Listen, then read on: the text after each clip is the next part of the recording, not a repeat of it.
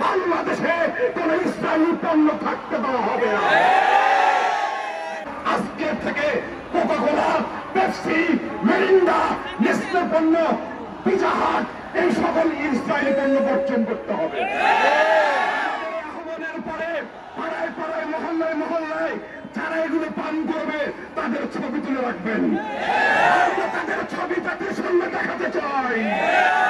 বাংলাদেশে যে সকল ইসরায়েলি ব্যবসা করছেন অনতিবিলম্বে আপনাদের ব্যবসা গুটিয়ে ফেলুন।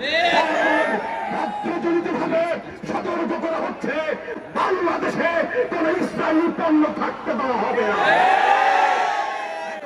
বলতে চাই, আমরা যারা মানুষ রয়েছে, যাদের ভিতরে মানবতা রয়েছে, যারা মনে করছেন ফিলিস্তিনি হত্যাযজ্ঞ একটি নির্মম এবং জঘন্য রকমের অপরাধ, তাদের প্রতি আহ্বান থাকবে, আপনারা আজকের থেকে কোকা-কোলা, পেপসি, মিরিন্ডা, নেসলে পণ্য, পিজা হাট এই সকল ইসরায়েলি পণ্য বর্জন করতে হবে। আহ্বানের পরে পাড়ায় পাড়ায়, মহল্লায় মহল্লায় যারা এগুলো পান করবে তাদের ছবি তুলে রাখবেন।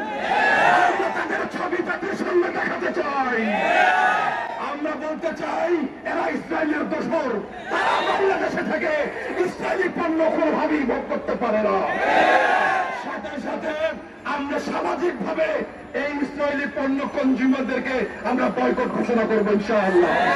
সুতরাং আন্দোলন সংগ্রাম চলবে, অব্যাহত থাকবে যতক্ষণ পর্যন্ত